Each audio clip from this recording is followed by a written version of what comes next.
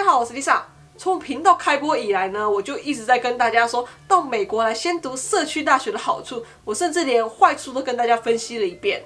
那最近呢，我又多发现了一个对国际学生来说先读社区大学的好处，而这个好处好像很少人知道的样子。大家想知道吗？我给大家5秒钟的时间，先去按赞，没第二的赶快按一下订阅。没有了，开玩笑的啦。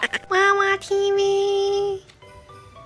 那社区大学这个鲜为人知的好处呢，就是居然可以多一次 OPT 的机会。这个是我在制作之前那个 OPT 的影片的时候发现的。美国有规定，每个同等级的学位呢，最多只能 OPT 一次。那一直有在 follow 我影片的小娃娃们，应该会知道，你读完社区大学之后呢，可以获得副学士学位。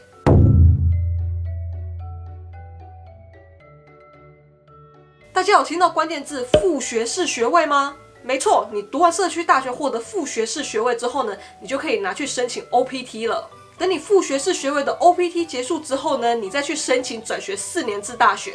那等你大学毕业，你拿到学士学位之后呢，你又可以去申请一次 OPT 了。这个好像真的蛮少人知道的。至少我身边很多国际学生的朋友们都不知道。大家到美国来念书的程序大概就是社区大学转4年制大学，要不然就是没有社区大学直接念4年制大学之后 OPT， 然后看可不可以抽到 H1B， 要不然就是准备回国，要不然就继续升学这样。好像真的蛮少人会在社区大学之后插一个 OPT， 因为真的太少人知道了，我也是最近才知道的。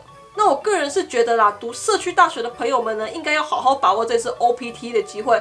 不管怎么样，有工作经验总是好的嘛。而且你这样比别人多1年的工作经验，等你大学毕业之后呢，会比应届的毕业生来得好找工作。大家想想吧，如果你是一间公司的话，你是会想要先录取有经验的，还是没经验的呢？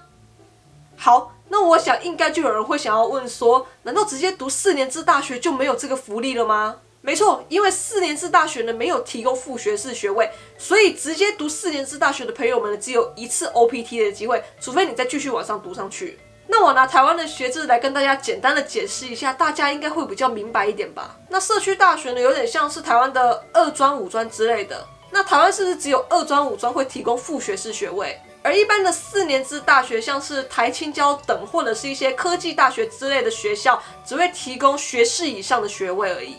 一样的，美国也是这样啊。所以如果你想要比别人多1次 OPT 的机会呢，社区大学绝对是最好的选择。我怎么感觉好像在说什么广告词啊？